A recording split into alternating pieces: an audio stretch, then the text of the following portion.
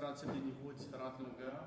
Puis on utilise habituellement les niveaux selon l'utilité à des endroits où plus que tu as des grandes surfaces ou des plus grandes surfaces verticales, plus long que tu veux avoir ton niveau.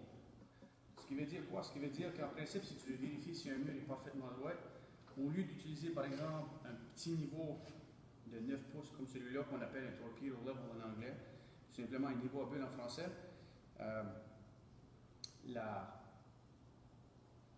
ce qui va te permettre d'avoir le plus de précision possible, c'est d'avoir le plus long niveau possible.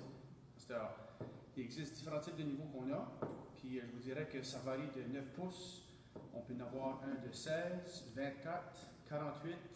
Ici, on a un de 72 pouces. Très utile habituellement le 72 pouces lorsqu'on veut installer des portes intérieures ou extérieures. Okay?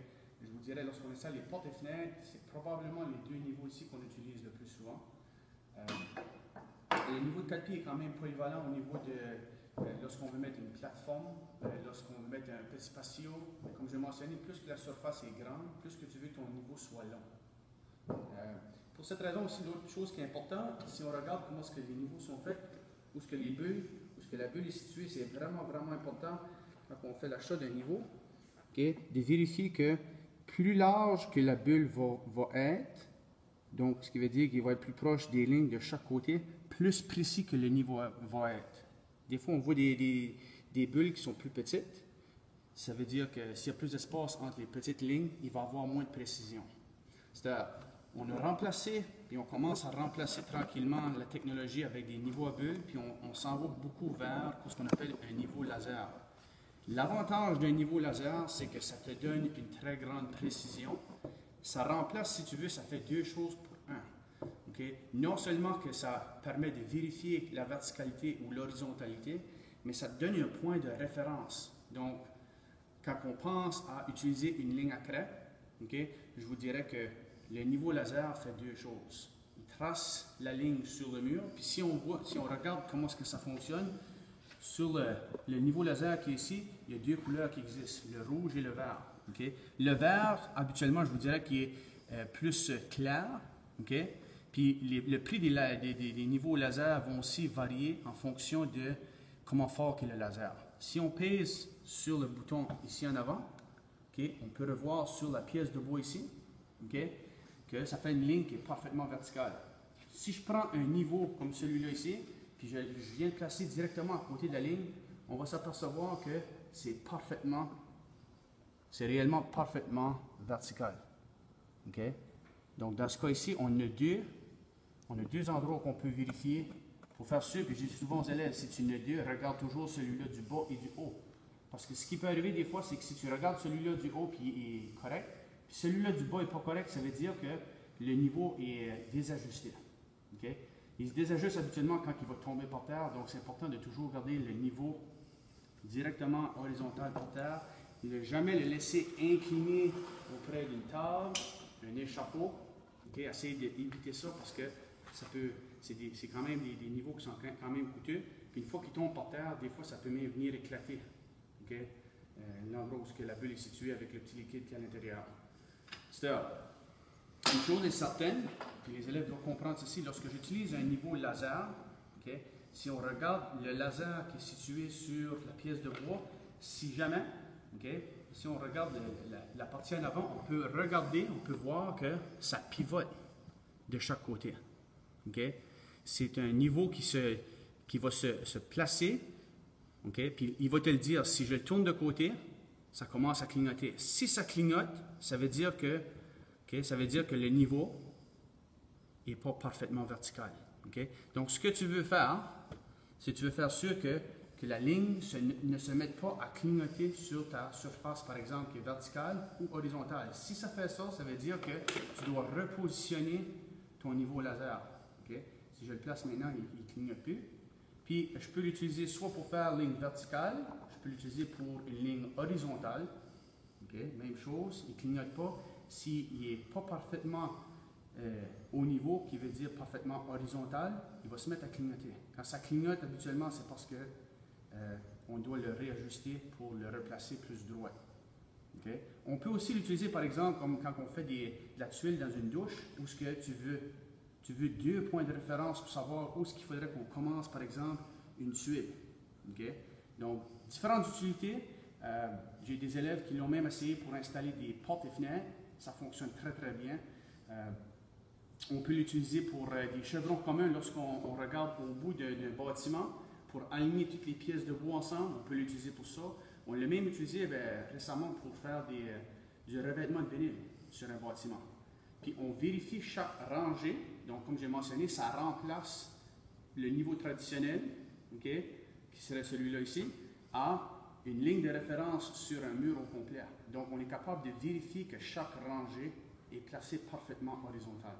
Okay? J'ai mentionné tantôt que le niveau vert, si on est à l'extérieur puis on a beaucoup de soleil, okay, on va le détecter beaucoup mieux. Okay? Puis, ils vendent aussi des lunettes qui vont augmenter le laser dans des endroits où il y a beaucoup d'éclairage. Donc, on peut avoir des lunettes, par exemple celles-là ici, qui sont rouges. Okay? Et ça, qu'est-ce que ça va faire? Ça va augmenter le laser dans des endroits où il y a soit peu d'éclairage ou trop d'éclairage. Okay? Donc, la visière, celle-là ici, est faite pour le laser rouge, mais on peut avoir aussi des lunettes vertes qui vont augmenter le fait lumineux sur une surface en cas de manque de lumière ou trop de lumière. Okay? Beaucoup d'utilisation, même encore si on veut faire un patio, si on veut faire des escaliers, on veut faire des armoires. J'ai fait des armoires récemment, puis le niveau laser te permet vraiment d'avoir une référence partout. Okay? Puis non seulement ça, ça te permet de vérifier de tes rangées, comme j'ai mentionné, des rangées comme quand on fait du parement de vinyle qu'on appelle le siding ou de la brique, ça te permet d'avoir toujours ta ligne de référence à un endroit, puis on peut le vérifier à différents endroits. Okay? C'est important de mentionner que ça fonctionne à pile, donc les batteries, il faudrait qu'on essaye d'éteindre les lasers quand ce n'est pas utilisé. Sur le dessous ici, si on regarde, on a une place ici où on a un endroit pour le placer sur un trépied. Donc, c'est vraiment important que lorsqu'on veut placer le laser, qu'on peut venir visser le bas sur une base d'un trépied à caméra. Ça va aller sur n'importe quel trépied à caméra. Puis ça te permet d'ajuster, on a un trépied qui nous permet d'ajuster la hauteur je crois que ça va de 4 à 12 pieds de hauteur, donc on peut vraiment aller à différentes hauteurs, c'est quand même assez stable. Si utilisé à l'extérieur, une chose qui est importante à noter, c'est de faire attention lorsqu'on est dans une situation où il y a beaucoup de vent. Okay? Ça a déjà arrivé, je l'ai utilisé à l'extérieur, par exemple, pour faire une clôture, puis si c'est venteux, le laser peut bouger un petit peu. Donc là, il s'agit de placer un petit peu de poids sur les pattes pour faire sûr qu'il est stable. Okay? Un autre différent type de laser qui est quand même utilisé assez, on parle de faire des clôtures, puis ça justement c'est un laser, c'est un niveau à bulle pour poteau. Donc la façon que ça fonctionne, si on regarde comment est-ce que c'est fait, okay, ça forme un angle de 90, il y a un élastique. Si je veux mettre un poteau par exemple comme un 4x4, okay, que ce soit pour faire un garde-corps pour un patio, ou que je veux faire par exemple une clôture, ça consiste à prendre l'élastique, le glisser à l'extérieur, puis ensuite de ça, on vient glisser ici, on vient faire sûr qu'il reste parfaitement à 90 degrés, puis ensuite de ça, on va remarquer qu'il y a un niveau à bulle ici, il y a une bulle ici, puis il y a une bulle de l'autre côté. Ce qui veut dire quoi? Ça veut dire que quand je vais venir l'utiliser, je dois absolument me placer de cette position-là pour voir s'il faut que je pivote mon poteau de ce côté-ci ou s'il faut que je pivote le poteau dans quelle direction que je dois aller. Donc, je dois placer mon œil absolument dans la direction de mon doigt. Je regarde dans cette direction-là pour être capable de voir la bulle de ce côté-ci ainsi que la bulle de l'autre côté pour savoir si elle est parfaitement entre les deux lignes. Okay? Habituellement, par exemple, si on veut placer des poteaux, que ce soit dans le béton ou que ce soit dans une attache métallique qui va être plantée dans le sol. Okay? Habituellement, on viendrait placer, par exemple, un morceau de 1 par 3 ou 1 par 4 pour ce qu'on appelle contreventer ou bracer, si tu veux, le poteau pour faire sûr qu'il va être stable. Okay?